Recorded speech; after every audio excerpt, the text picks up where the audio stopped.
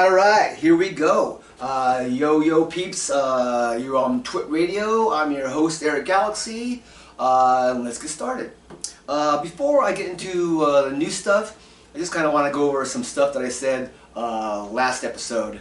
One is Bear Bryant won 6 national championships, not the 5 that I had said. He won 6 in, I believe it was like 19 or 20 years. Nick Saban won 6 in 17 years. But once again, as I said last time, Bear Bryant did not have the luxury of being able to recruit black players for the first 7 years he was at Alabama. So just take that for what it's worth. The other thing I said last week was the 6th and 5th seeds were playing. That's incorrect. It's actually the 4th and 5th seeds playing, where the 6th seed plays number 3 and yada yada. Alright, so that all being said and done, finishing up college football this past week. Nick Saban's out.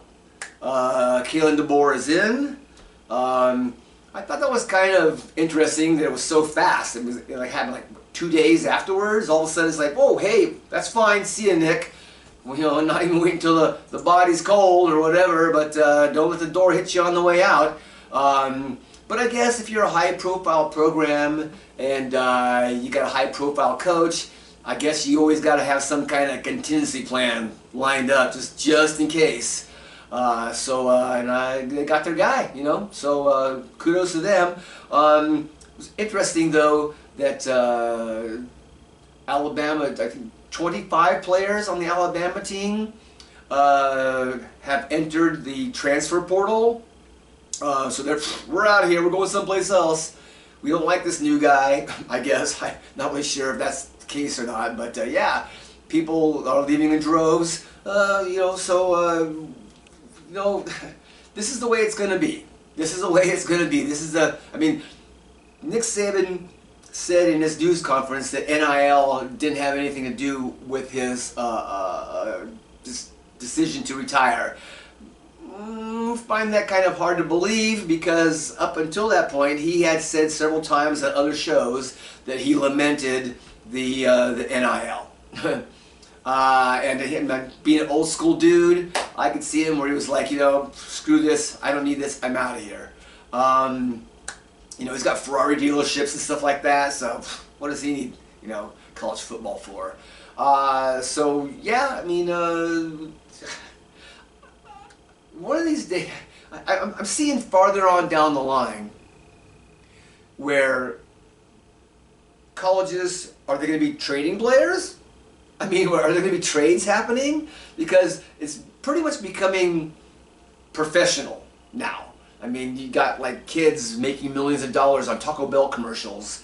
Do they even give out scholarships anymore? I mean, it's like, why give out a scholarship when this guy, you know, oh hey, why would we give you a scholarship? You're already making more money, you know, because kids don't care about the academics. I mean, if they did, they wouldn't be so readily going to the transfer portal to go someplace else, because like they don't care. All they're trying to do is get more playing time, so they can get enhance their draft stock or whatever it is, and go to the NFL. Even though they know, we all know, that only what's that 1.6? My notes here. 1.6 percentage of players in college go and play in the NFL.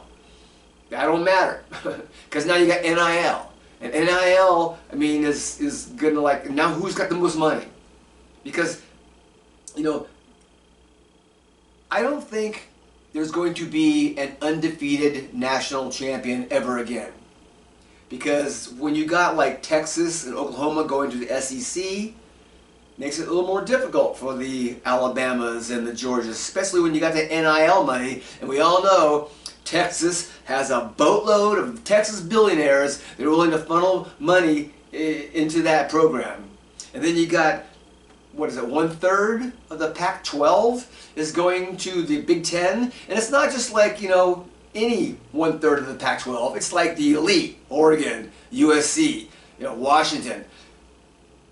So, people, to say that, there's going to be an undefeated team, the Michigan Wolverines will be known as the last undefeated national champion in college football. Because I find it hard to believe that with all these super conferences getting put together, that, Ohio State, Michigan, man, you're not at the top. You're not at the top anymore. You got Oregon, Washington, USC, UCLA to deal with now. So, yeah, undefeated teams in the NCAA football champion.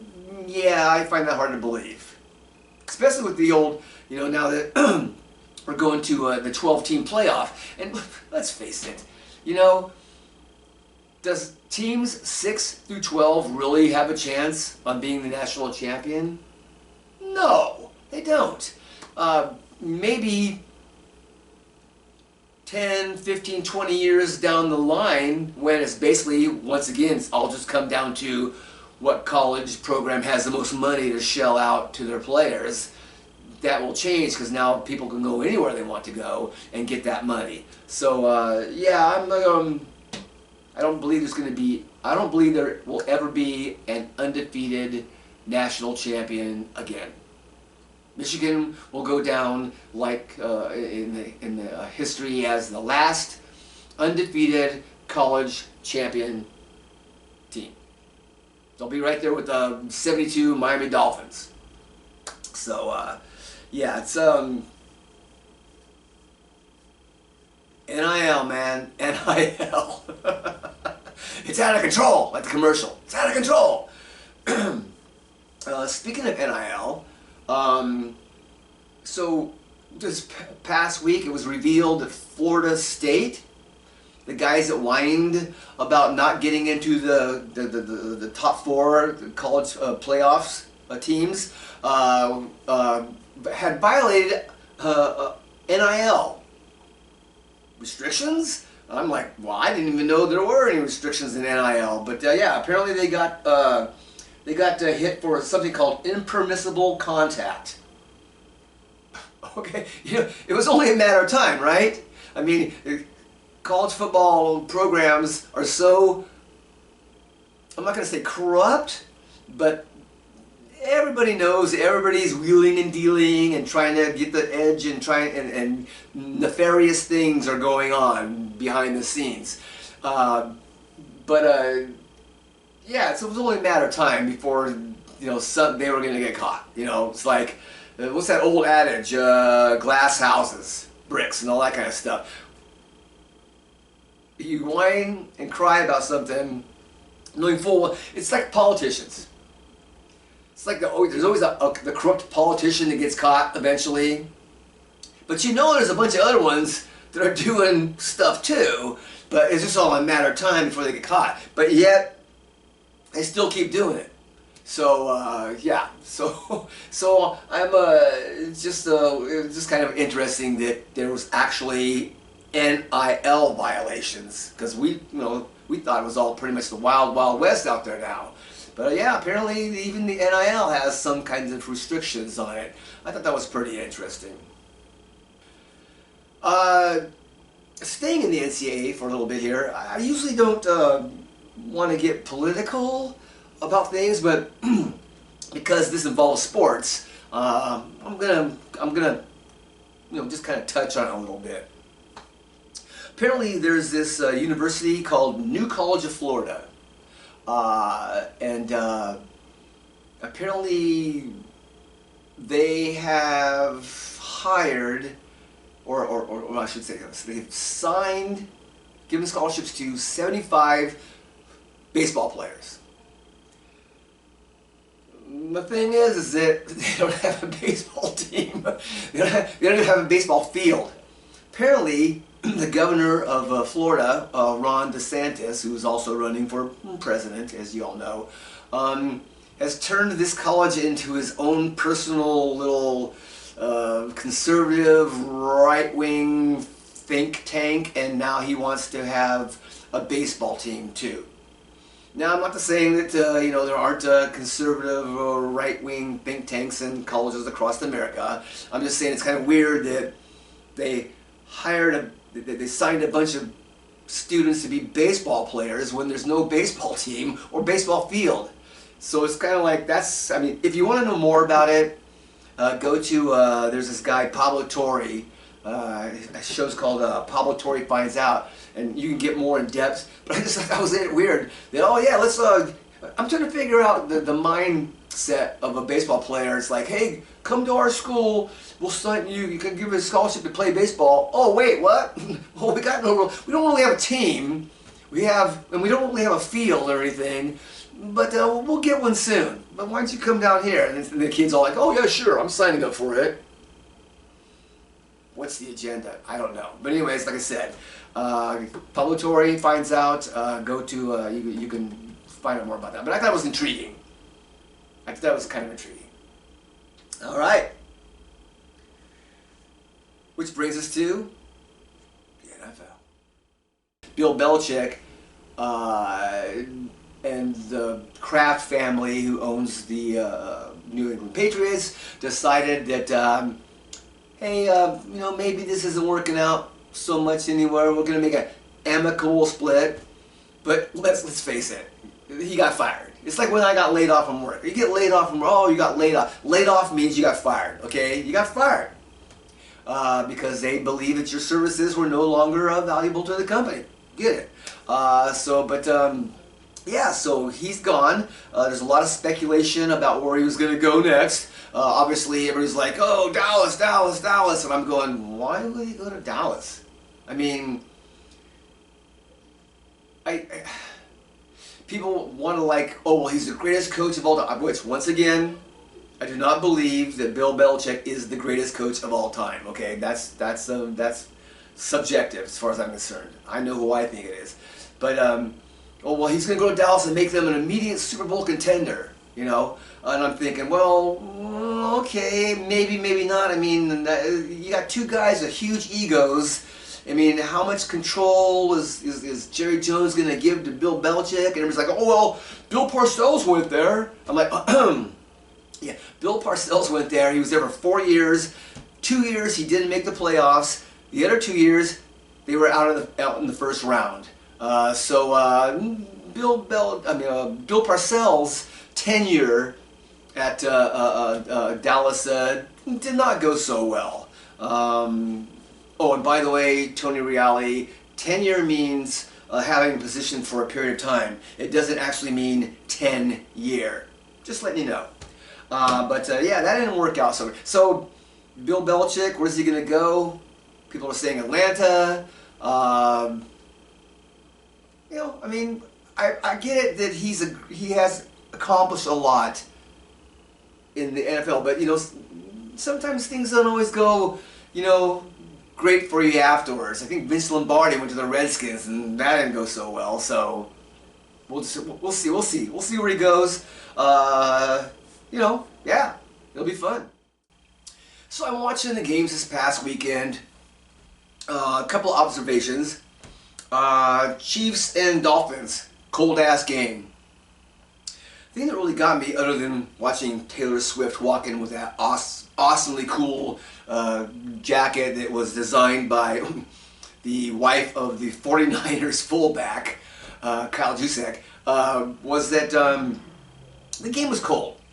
And it got to the point where, okay, obviously the Dolphins are not going to win this game. And I think there was probably maybe about 3 minutes left on the clock, and they're still playing like, oh, let's keep on doing this, let's keep on running I'm thinking, guys, you're not going to win this game, okay? So why don't everybody just kneel down for 4 downs, and then the other team comes in and they kneel down for 4 downs, and then you just keep on going back and forth till the clock runs out. What are you killing yourselves for? That's just crazy. I mean, I know that's outlandish for me to say that, but that's what I was thinking. Just kneel down, you know? I mean, just don't even play anymore because it's freaking cold. Let's get the heck out of here.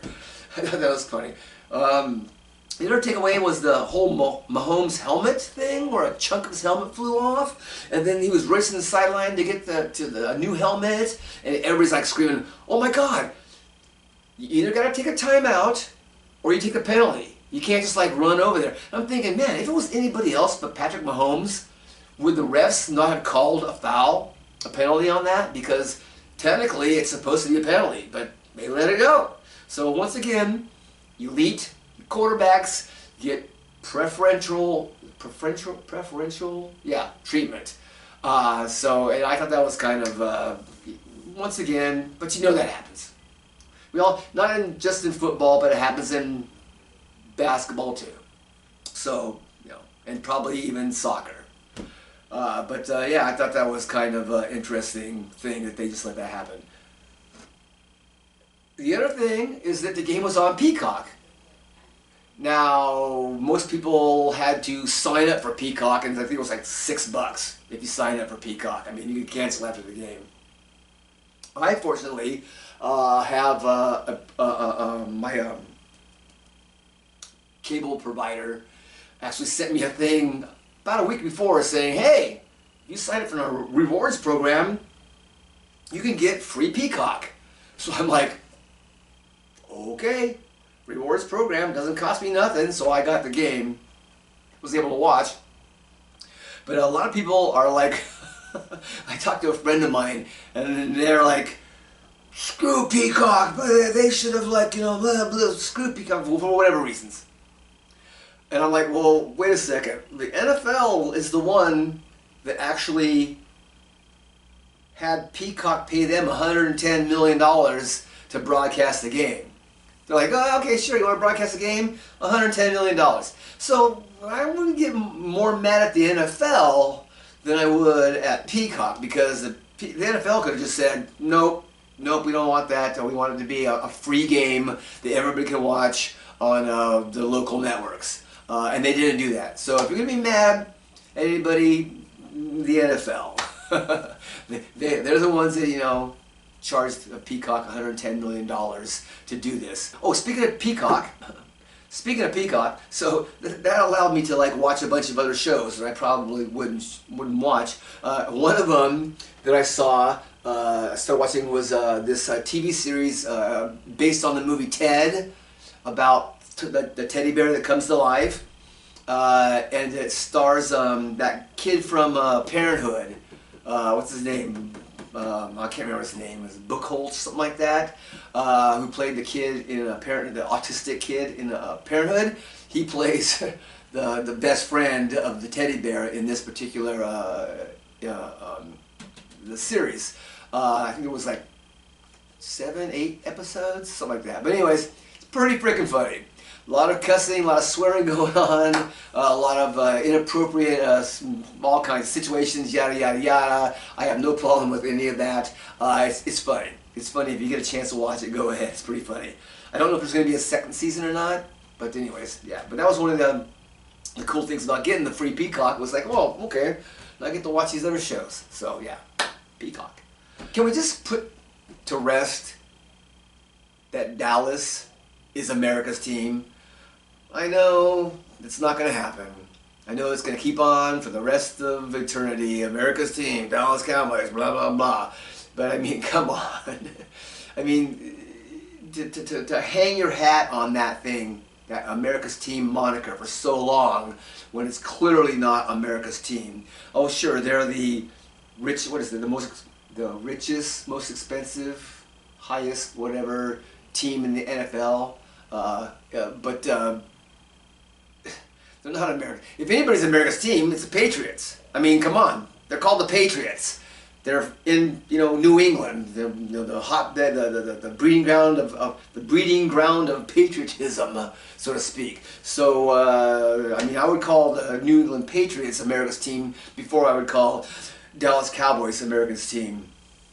But anyways, the other fascinating thing about the game was people are going, well, you know, Dak Prescott. Don't even get me started on Dak Prescott. Not a good quarterback. But like, well, who are they going to get? They don't get Dak Prescott. Well, they got this guy named Trey Lance. There was a cast up from the 49ers, but he was also the number 3 pick in the draft. He actually started a game and a half as a starting quarterback for the 49ers before, well, we all know what happened. But, so, there's that guy. He's hanging around. I mean, I'm pretty sure he's pretty good. So, when you say who are we going to do besides Dak Prescott, you kind of got a guy right there.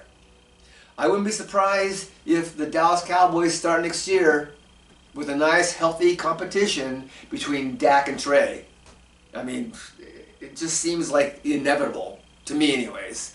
So keep your eye on that one. A couple of stats that I kept hearing that I don't really understand. One is third down percentage. How often a team converts third downs into first downs. They were talking about one team is like, oh, their percentages are really low on third down. But then I'm thinking, wait a second. What are their percentages on first and second down? Because if you don't have to get to a third down, let's say you have your team. Let's say your team is like Green Bay Packers. Apparently, they were making 9.5 yards per first down. That's pretty good. But let's say you're making 9.5 yards on first downs and maybe on your second downs or whatever, and maybe you have 5 or 6 third downs per game. Okay, let's say maybe out of those you only convert third down once or twice. Okay, so your percentage is pretty crappy. So if you just want to look at that, oh well, yeah, the third down percentage is crappy. But well, wait a second. What was their first and second down? Oh, well, they were really good on first and second down. So I don't understand why people keep harping on this third down percentage thing. I mean, because if you're making a lot of yards on first and second down, you don't need third down.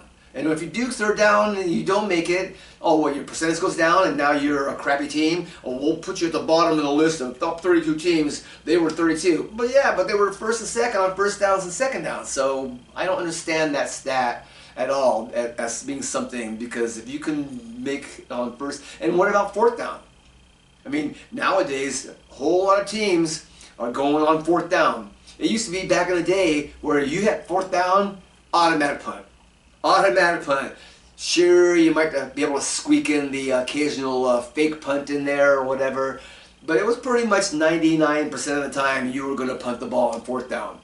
But now with analytics, thank you PFF, now with analytics and everything, it's all, oh, sure, this analytics say that if you're at this yardage and you're like blah, blah, blah, blah, blah on fourth down, go for it. And now people are going for it. But what if you're a good team on first and second down? Third down don't matter. Anyways, that's one of the stats that I always find intriguing. The other one, seconds to pass. I hear so many pundits talk about, well, the problem is he holds on to the ball too long. But then there'll be quarterbacks that'll be like, if you have a good offensive line and you're getting the time, but then and you're getting the time to throw, that's good, right? I mean, because people will say, oh, well, he's got time to throw. And any quarterback, once he's, gets time to throw, he'll find an open receiver. Duh. But if you have a good offensive line, you get to do all your checkdowns, you're holding the ball longer. So to say that, oh, holding onto the ball too long is a bad thing, maybe that's true for some quarterbacks, but not all quarterbacks. But what I'm getting at is that it seems that the pundits lump this all together. So you can't have it both ways. You can't have like, oh, you need a quick release, or, oh, well, you know what, he needs, once he holds onto the ball, like, or extends the play or whatever, that's a great quarterback. I mean, is that what is that, oxymoron? You can't have it both, or is that a juxtaposition? Dichotomy? I think dichotomy is the right one there. You can't have it both ways. It's either, it's okay to hold on to the ball, or it's not okay to hold on to the ball, but depending on the quarterback, as a pocket passer as opposed to a dual threat quarterback, that always kind of intrigues me as well, because it's like, which one is it? You sit here and you rail on one guy because he held onto the ball too long, but then you applaud the other quarterback because he has so much time and extends plays to find open receivers. Just saying. All right, so let's get to some shorts. It was reported earlier this week that John Gruden is in line to be something or something for the New Orleans Saints. John Gruden, who was fired in disgrace a couple years ago. Time heals all, right? Time heals.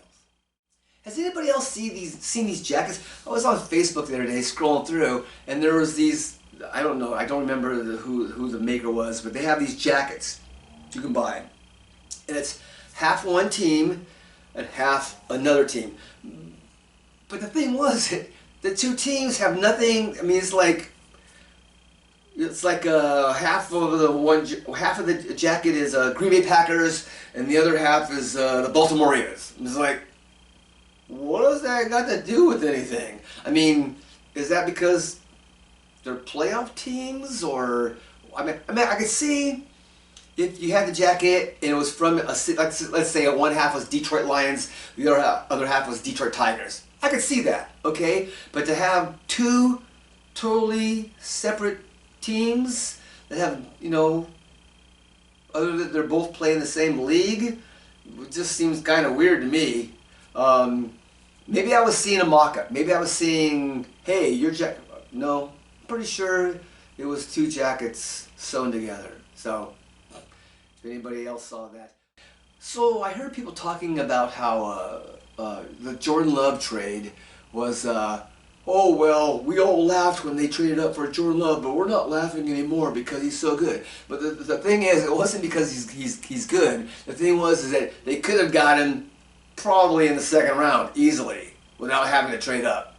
I think that was the whole argument at the time. It was like, you could have got the same guy without having to trade for him, to give away draft picks in the second round. So that was the whole thing. And don't even compare the Jordan Love situation to Trey Lance, who was drafted third, because that's a whole different story to get into. Maybe we all know the whole Brock Purdy thing, and you know, so yeah, not the same. I don't know which network does this, but as the game's going on, when it starts, they'll have players at the bottom of the screen announcing, "Let's meet the starting lineup for blah blah blah." And like, you know, how the player will announce, well, what college he went to, you know, on and on. But there's been this trend lately, and it's been happening for a few years, but it seems to be getting more prevalent nowadays, where players won't say the college they went to. And now you got players mentioning their elementary schools. And it's like, isn't that a little disrespectful to the college? I mean, the college that gave you a chance, gave you a scholarship, lets you come there and get your skills so you can go on to the NFL. I mean, but you know, nowadays, with all the transfer portals, pretty soon you'll be seeing a guy on there saying, oh, blah, blah, blah, offensive lineman, Wichita State, Alabama, West Virginia, you know, just naming off 4 colleges or whatever that he went to.